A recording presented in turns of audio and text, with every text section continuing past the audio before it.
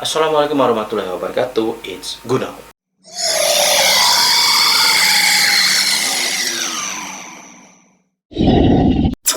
Welcome back to Horror Time. Terima kasih untuk kalian yang tetap setia menonton video saya kali ini. Tapi sebelum lanjut, saya ingin menyampaikan sedikit pesan bahwa kita memang harus tetap stay di rumah, jaga kondisi tubuh, olahraga yang teratur, makan juga yang teratur guys. Tidak usah keluyuran untuk hal-hal yang tidak penting. Karena pada saat ini juga memang kita harus saling membantu ya, saling mengingatkan supaya kita dapat terhindar dari hal-hal yang dapat merugikan diri kita maupun dapat merugikan orang lain guys. Oke, pada video kali ini kita akan membahas kisah-kisah misteri ya, yang mungkin akan membuat kalian sedikit ya menonton video saya. Nah, jadi misterinya itu adalah mengenai 9 orang yang ditemukan tewas. Nah, jadi pertanyaannya di sini, kenapa mereka bisa tewas? Apa yang menyebabkan mereka itu sampai hilang nyawanya, guys? Nah, daripada kalian penasaran semuanya, guys, ya, jangan lupa subscribe dulu channel Gunau Chat supaya channel ini tetap memberikan kisah-kisah misteri dan horor kepada kalian semuanya, guys. Oke, kita lanjut ke ceritanya.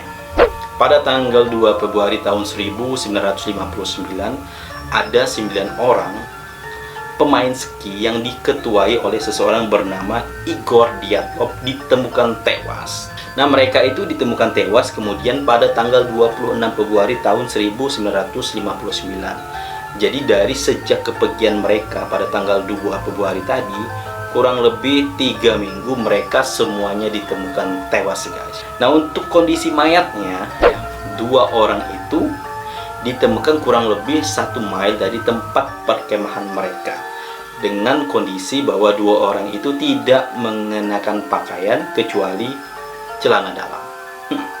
Kemudian 3 orang ditemukan tewas di sekitar perkemahan mereka, dengan kondisi 1 orang kondisinya itu retak di kepalanya guys, dan dokter menyimpulkan bahwa mereka itu meninggal dikarenakan hipotermia. Apalagi pada saat itu memang kondisinya sangat dingin guys.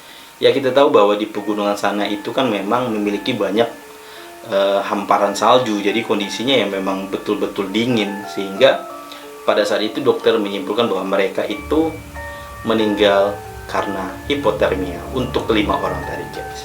Nah, jadi hipotermia itu merupakan kondisi saat temperatur tubuh menurun drastis di bawah suhu normal yang dibutuhkan oleh metabolisme dan fungsi tubuh, yaitu di bawah 35 derajat Celcius guys. Intinya tubuh kita itu jangan sampai di bawah 35 derajat Celcius, karena itu akan bisa jadi menyebabkan kematian guys. Nah, kemudian kemana 4 orang tadi? Kan 9 orang, 5 orang sudah ditemukan tewas dan 4 orang itu kemana? Ternyata 2 bulan kemudian ditemukanlah 4 orang tersebut tewas jauh dari tempat perkemahan mereka guys, dengan kondisi bahwa 4 orang tadi mengenakan pakaian yang dipakai oleh 2 orang yang tidak mengenakan pakaian tadi guys. Dengan kondisinya lain bahwa 1 orang itu kondisinya tengkoraknya hancur, ada 1 orang lagi lidahnya hilang. Kemudian pakaiannya itu diteliti, ternyata pakaiannya itu mengandung semacam radioaktif, dan di sekitar perkemahan mereka ada jejak radiasi. Bahwa mereka itu tewas karena apa gitu kan? Kok di sekitar perkemahan mereka juga ditemukan semacam gas radioaktif? Apakah ini ada kaitan dengan hal-hal yang tidak bisa dijelaskan secara ilmiah guys? Kita tidak tahu, jadi kita dengarkan dulu ceritanya guys. Nah, setelah dilakukan penyelidikan terhadap jejak radioaktif yang ditemukan di sekitar perkemahan mereka, polisi pun tidak dapat menemukan bukti ataupun alat ya, yang dapat memancarkan semacam radiasi di sekitar perkemahan mereka. Tetapi faktanya memang ada semacam jejak radiasi. Dan yang lebih anehnya lagi, bahwa di situ juga tidak ditemukan bukti bahwa ada orang luar yang berusaha masuk ke perkemahan mereka, sehingga ujung-ujungnya kasusnya tidak terpecahkan sama sekali guys.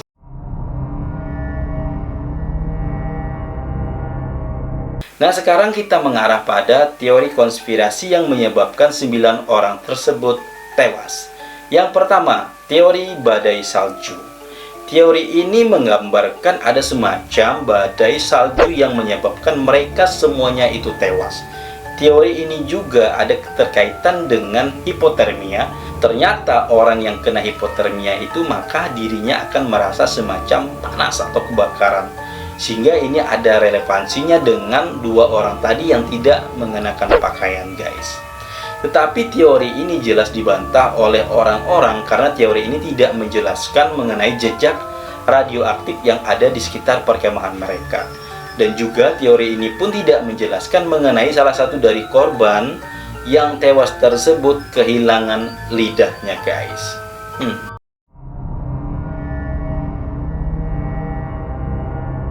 Nah, yang kedua ada teori rudal Uni Soviet. Bahwa di sini dijelaskan mereka tewas karena ledakan rudal Uni Soviet pada saat itu, guys.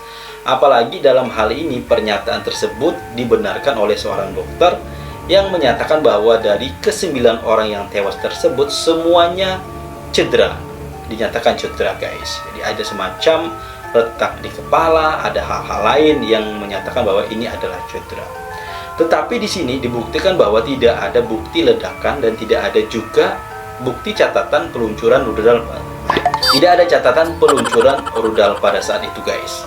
Nah, sebenarnya kita mengarah pada jumlah orang yang pergi bermain ski yang tewas tersebut, ya. Ternyata sebenarnya mereka itu berjumlah 10 orang.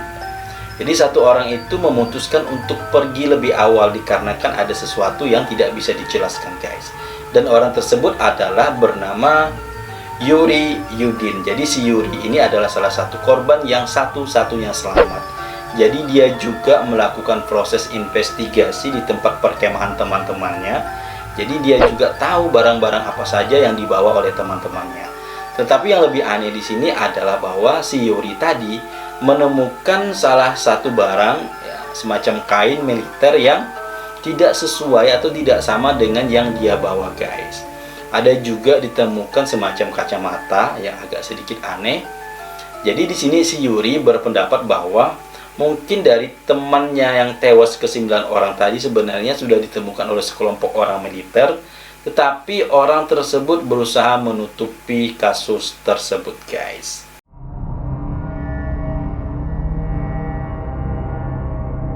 Teori yang ketiga adalah The Yeti. Nah, menurut Wikipedia, Yeti adalah sejenis primata besar yang menyerupai manusia yang menghuni wilayah pegunungan Himalaya di Nepal dan Tibet. Nama Yeti dan Mente umumnya digunakan secara luas oleh penduduk asli di wilayah tersebut dan merupakan bagian dari kisah sejarah dan mitologi mereka. Nah, jadi mungkin ya di sini ada semacam makhluk yang menghuni daerah tersebut adalah makhluk yang dikisahkan dalam kisah mitologi penduduk setempat di mana makhluk tersebut dapat membunuh orang. Apalagi ya, kasus Yeti ini sempat dimuat dalam Discovery Channel tentang pembunuhan orang Rusia pada tahun 2014. Tetapi ini tidak ada bukti yang konkret mengenai hal tersebut, guys.